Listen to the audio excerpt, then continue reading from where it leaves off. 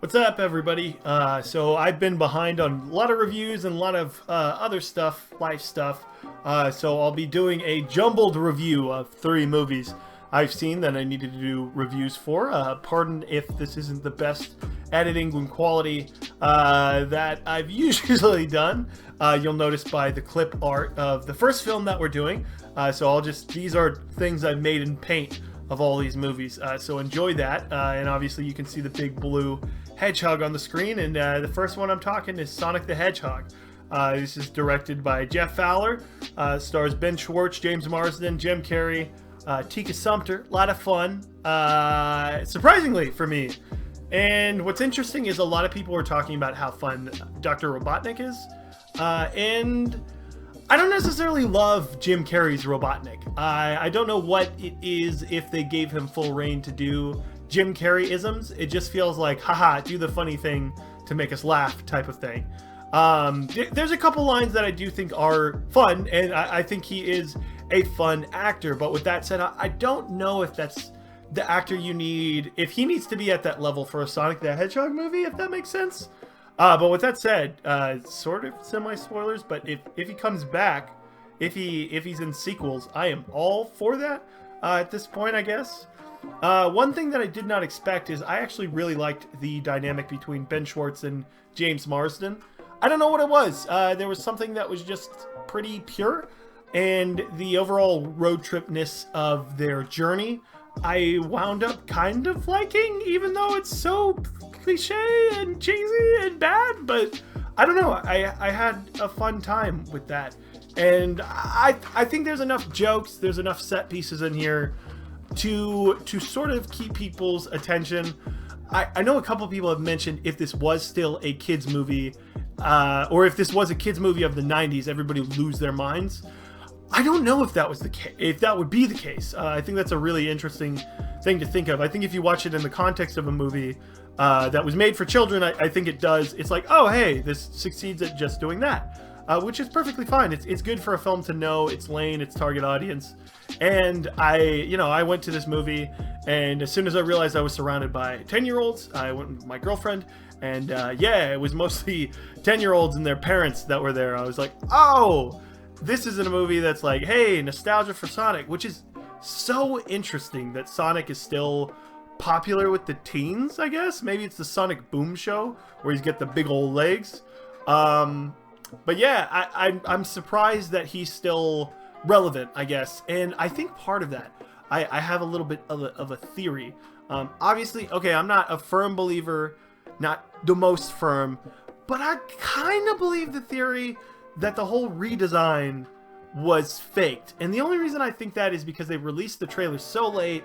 It seemed like they were already behind on the movies. They did a ton of reshoots. And yeah, people have mentioned, they're like, oh, well, it would have cost them so much money. But I think, I don't know, if that wasn't the case, if it's not, if they didn't set themselves up for that, then yeah, no, it looks bad. Sure. But because there was so many people talking about how bad the design was initially, you have people talking about Sonic the Hedgehog again. And then people are happier with the redesign. So then you have that buzz already that like you made an easy decision. And I don't think companies are going to try to replicate that because that wouldn't necessarily make the most sense. But it's just an interesting thing that because they sort of quote unquote failed at first, they got that buzz that they needed to help prop this movie up and make it more popular. And I wonder if it would be as popular if it weren't for that case. I mean, obviously the big thing I'd mention is this movie would have competed with Frozen 2, I'm pretty sure, and it would have gotten lost in the mix because that's an immediate, oh, you got crushed by this kid's movie. We'll see how it does with the release of Onward coming up, because obviously that's a kid's movie that'll get people in the seats, get the children in the seats. Pixar coming for that blue hedgehog. I'm trying to think if there's any other things that I want to talk about this film. I really like the retro things, the little things they do. I get they're sort of like, but that ticks a box for me. Like Sega showing all their games at the start, the little 8-bit thing at the end. I really like that. But I'll move on to the second film, which is To All the Boys I Love. P.S. I Still Love You. This is directed by Michael Fimognari. That's botched that completely. And notable because they switched from a female director to a male director. And yeah, I'm wondering, because I know these are based on books. I didn't necessarily like this movie as much as I thought I would, because I'm a big fan of To All the Boys I Loved. I thought that movie was very charming. I thought it worked. It reignited the sort of rom-com film that has long been sort of missed. And this coming out Valentine's Day weekend, I was pretty excited for. I think Lana Condor is a really good presence, especially in a teen romance movie. I think for what Noah Centineo is, he's a decent choice for this. However, I just feel like this film doesn't achieve everything that it needs to, and it just feels like a little lackluster in that regard, unfortunately. Because I found myself, I guess this is spoilers, but at this point, who cares? Sort of, most of the people listening have probably seen To All the Boys I Love. If you haven't, I'm sorry, you can skip ahead. I'll probably leave a timestamp for the third movie. But with that said, I really liked the character of, I'm trying to remember his name, but John Ambrose. I don't know what it was, but it was just like, oh, hey, this guy's so nice. Oh, Noah Centineo is kind of suspect. But like, it wasn't even just that. It was like the two characters didn't click as well. So it was like, okay, well, why would you go with this guy? Oh, well, you've been in a relationship with him. And I don't know, it just didn't feel correct, if that makes sense. And I don't think the film pulled that off in an honest way to portray what it was sort of gearing up for. And I think that's a disservice, because I think Laura Jean deserves better as a rom-com icon. So I was a little disappointed in that. I will say, I remember thinking the first 10 minutes I was worried, because it sort of seemed like a lesser To All the Boys I Loved, just because I forgot how sort of cringy and like teeny, not teeny as in small, but teen like those 15, 16-year-olds, teen like the edgy, like writing to myself like, Mozart once said, "Stars burn bright in the sky like diamonds." Just kidding. That's Rihanna, but that's not a line in the movie, but it's stuff like that they do. And I was rolling my eyes hard at first, but it picks back up again. And Condor's able to win over the audience in that middle part. And the middle part is where I think it works really well. It's just that end that I mentioned, that I don't think they do enough to sort of pay off the choices that they've decided to do. But yeah, I'll look forward to a third one of these. It's harmless. And then the last film I have is Timmy Failure Mistakes Were Made, a film I watched because I was like, ooh, I haven't seen use the video of the guy you rubbing his hands. I haven't seen anybody review this. It's on Disney Plus. I'm gonna beat everybody to the punch. I'm a genius. Oh wait, only 900 people have seen this movie.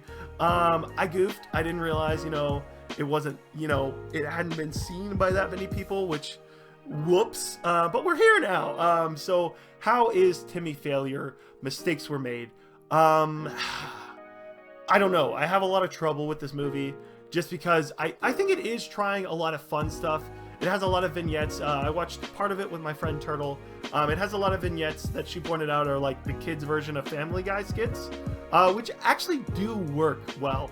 And I think that brand of humor is cool that it's still, someone was able to still get that to work. Because I think Family Guy, like those vignettes still work. It's just that it's become cynical and like sort of the same. So like it doesn't work as well anymore. Also, maybe old Family Guy doesn't work either. I haven't revisited it.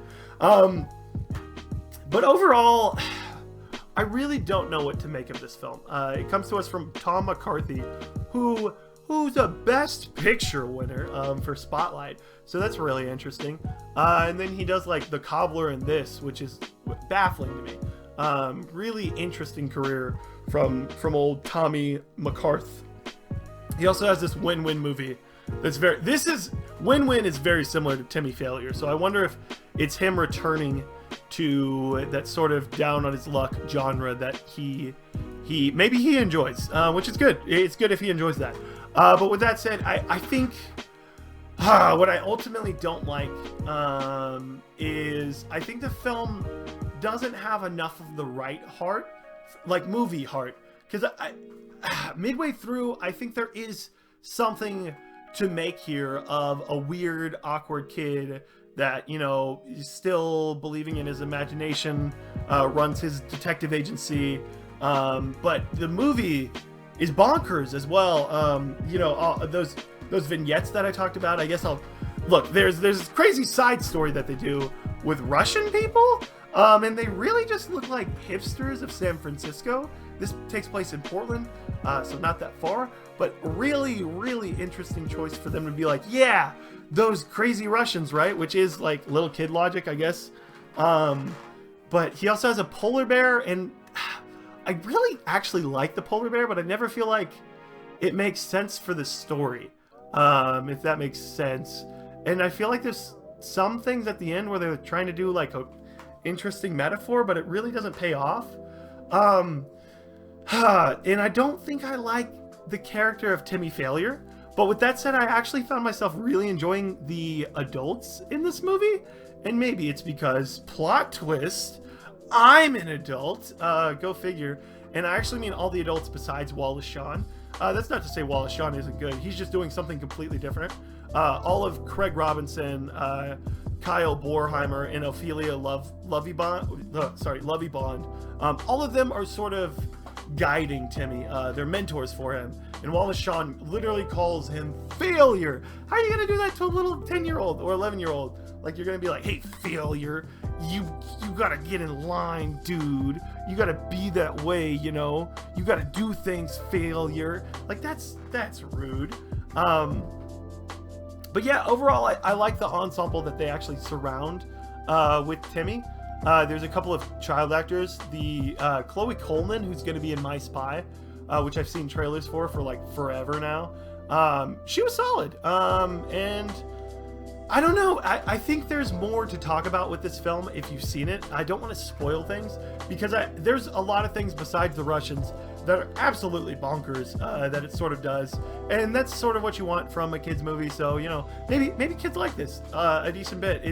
It's similar to like a now generation's Max Keeble, I guess, with a little bit more creativity, but almost like some of that creativity in the wrong way. But that's going to wrap it up for these three movies. If you've seen any of these, Sonic, To All the Boys I Love 2, and Timmy Failure, feel free to leave a comment below. We also have podcast episodes posted every Monday. I got behind on the Sonic one, so that'll be posted after this video comes up. Thank you guys for listening, and of course check out other videos. And there's a Foreign Film Friday video coming out this Friday, but I guess that's only relevant for people listening to this the week of February 24th. So if you're not listening to it that week, sorry, it's already out. But yeah, thanks for listening. Bye.